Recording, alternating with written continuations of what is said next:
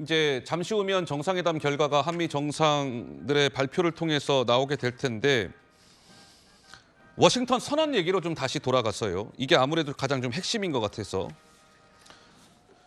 뭐 이런 분석이 나오더군요. 그러니까 미국이 그동안 한반도에 펼쳤던 이른바 핵 우산이라는 것이 핵 우산의 개념을 뛰어넘어서 이제 핵 방패 개념으로 진화했다. 그러니까 핵 우산이 핵 방패 개념으로 한 단계 업그레이드 됐다. 이런 평가가 나오는데 네. 맞습니까?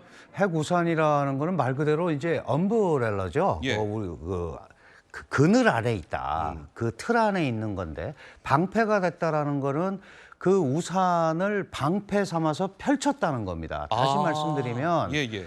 일반적으로 미국이 강조하는 것은 어떤 나라도 핵을 갖지 마라. 미국의 우방은 우리가 지켜줄 테니까 이게 핵 우산인데 이번에 이 워싱턴 선언은 1대1 상시 협의체 개념이 도입됐다고 말씀드렸잖아요. 예. 그러니까 직접적으로 한국과 핵 문제에 대해서 어떤 대응을 하고 어떤 전략을 짤지를 얘기를 한다는 거니까 훨씬 더 그거보다는 좀 진전된 개념으로 볼 수 있는 겁니다. 그럼에도 불구하고 최종 결정권은 어쨌든 미국의 미국이 대통령이 갖고 있다. 갖고 있는 예. 거긴 하지만 그런 부분에서는 그 이전에 일반적인 핵 우산보다는 훨씬 더 한 단계 지금 말씀하신 대로 올라간 상황에서의 어떤 큰 틀을 잡았다. 이런 식으로 보면 큰 무리가 없을 것 같습니다. 제가 강 교수님 말씀을 들으면서 오케이, 그러면 대한민국의 안보는 한층 더 뭐랄까 튼튼해지는 것인데 이게 반대급부라고 해야 될까요? 그만큼 북한의 반발 수위는 더 높아질 것 같거든요. 자, 그렇다면 이 문제를 어떻게 풀어나가야 할지 어떻습니까? 네, 기본적으로 이런 이 억제력을 확장시키는 가장 큰 문제는 북핵 때문에 그런 거 아니겠습니까? 예. 그러니까 이 부분에 대해서는 북핵이 고도화되고 북한의 핵미사일이 고도화되면 될수록 한미 양국 간의 확장 억지의 정도도 높아질 수밖에 없는 거예요. 그러니까 이걸 자꾸 이제 중국 같은 데서는 한국과 미국이 연합을 해서 북한을 압박하기 때문에 자꾸 긴장 수위가 높아진다고 하는데 네. 실제로 북한은 전 세계, 특히 한반도의 안정과 평화를 위협하는 가해자입니다. 절대 피해자가 아니거든요. 그러니까 이 주변국들이 주변국. 지금 현재 북한을 보면 안 되고 이게 왜 시작이 됐고 북한이 핵을 갖고 있는 가해자가 됐기 때문에 생긴 본질 문제로 돌아가는 노력을 해야죠. 북한은 당연히 반발할 거고 예. 중국도 그럴 겁니다. 그러나 중국과 러시아는 매번 북한의 우려를 인식해달라는 얘기를 하거든요. 그런데 북한의 우려에 대한 가장 큰 피해자는 한국입니다. 다른 나라가 뭐 중국이 피해를 보는 게 아니잖아요. 예, 그렇다면 본질 문제로 돌아가는 이런 한미 핵 확산 뭐 그게 방패가 됐든 뭐가 됐든 이런 돈독한 분위기를 가지고 가는 것이 그런 문제를 조금 더 유연하게 풀 수 있는 공간을 확보하는 네네. 그런 틀이 됐으면 좋겠다. 이런 식으로 풀어가야지 이거를 한미 간이 계속 압박을 해서 그렇다. 이렇게 하면은 계속 에스컬레이팅이 될 수밖에 없거든요. 그러니까 예, 예. 북한의 반발은 예상이 충분히 되는 거지만 주변 국가들이 이 문제에 대한 심각성을 분명히 다시 생각을 하면서 예. 뭔가 관리하고 풀어나가려는 노력을 하는 단초가 되기를 바랍니다. 또 하나, 아까 우리 조아라 기자가 잠깐 설명을 줬습니다만 이 핵 억제 강화 방안 가운데 한미 정상이 합의했다라고 알려진 것 중에 눈에 띄는 게 있습니다. 이른바 핵 잠수함인 네. 것이죠. 그러니까 이 핵 잠수함이라는 것은 추진 동력을 핵으로 하는 이런 차원의 핵잠이 아니라 이른바 잠수함에서 핵 미사일을 발사할 수 그렇습니다. 있는 네. 핵 잠수함을 한반도에 이른바 정기적으로 뭐 전개한다 뭐 이런 얘기가 나옵니다. 자, 그렇습니다. 이 핵잠이 한반도에 이 정기적으로 전개된다. 이게 어느 정도의 의미를 갖는 겁니까? 그 잠수함에서 핵탄두를 발사할 수 있다. 예. 아주 SLBM이라고 우리가 표현도 하고 전 세계적으로 안보리 상임이사국 물론 이제 북한도 개발을 했습니다만 우리도 있습니다. 우리가 세계 7번째 SLBM 개발국인데 사실은 미국의 저런 핵 잠수함이 들어온다라는 것은 핵 잠함만 오는 게 아니에요. 예. 초계기도 오고요.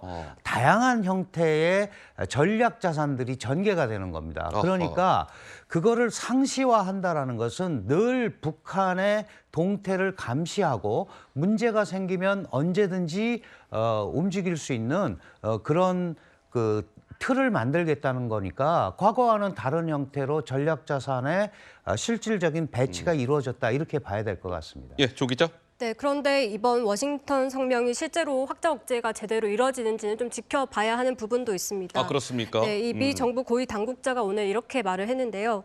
그 한미 핵 협의 그룹은 언제 핵무기를 사용할지 결정하는 협의체는 아니다라는 점을 분명히 하면서 핵무기 사용은 미국 대통령의 단독 권한이라고 강조를 했습니다. 예. 그러니까 실제로 핵을 언제 어떻게 사용할지는 미국의 결정에 달려 있다는 점을 못 박은 거고요.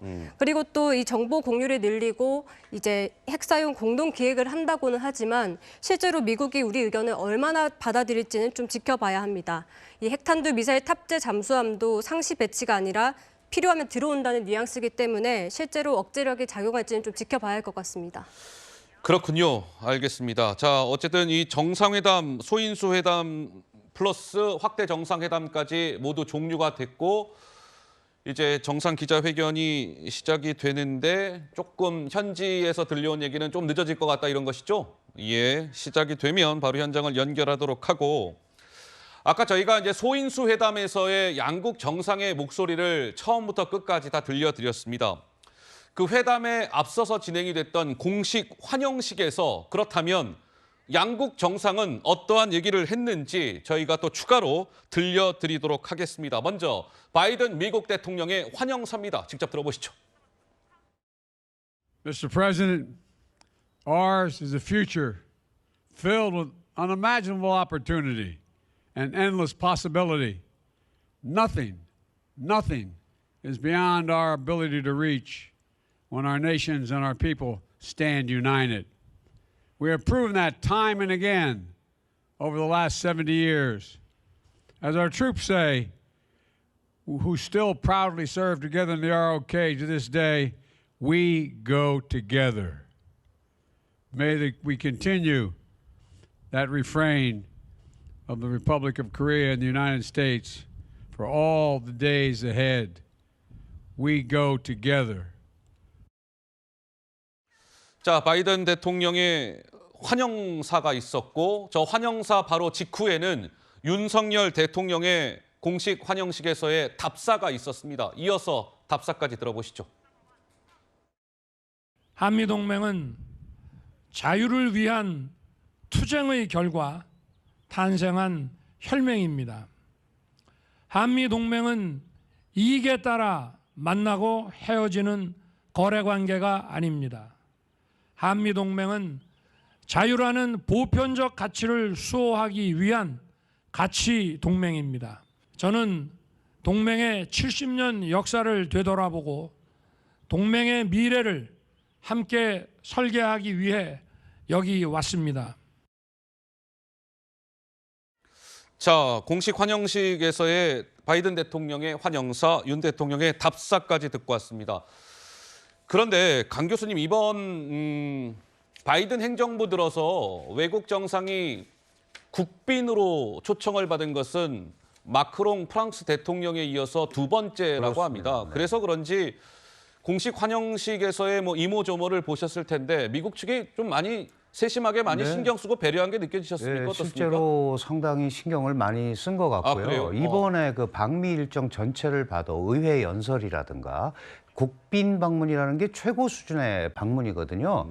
그런 격이나 전체적으로 상당히 성대하고 장중하게 거행을 하려는 그런 모습이 여기저기서 많이 나타났다 이렇게 볼 수 있고요. 예. 이거는 미국 입장에서도 지금 한국이 많은 분들이 뭐 한국이 얻는 것도 없이 막 이런 얘기를 하는데 그렇지 않습니다. 한국의 전략적 가치가 분명히 미국의 입장에서도 봐도 올라갔고 특히 미국은 계속 인도태평양 전략에서의 한국의 역할을 계속 강조하거든요. 예. 물론 이제 상대적으로 우리 윤석열 대통령은 민주, 자유, 가치 이런 부분들에 대한 가치 동맹으로서의 역할을 강조합니다마는 그만큼 바이든 대통령도 한국에 원하는 게 있는 거거든요. 그렇다면 물론 이제 이게 뭐 완전히 동등하게 이렇게 가기는 여러 가지 미국의 원천 기술이라든가 그다음에 우리가 안보도 미국에 대해서 기대하는 부분이 있기 때문에 완전한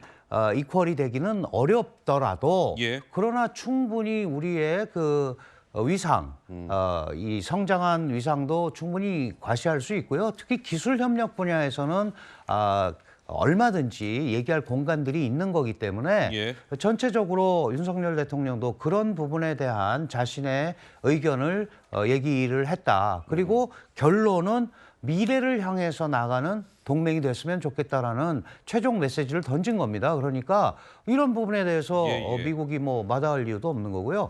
실제로 미국은 한국의 유일한 동맹국입니다. 그렇군요. 예, 예. 그렇다면 우리가 그 가치를 충분히 살릴 필요가 있는 거죠.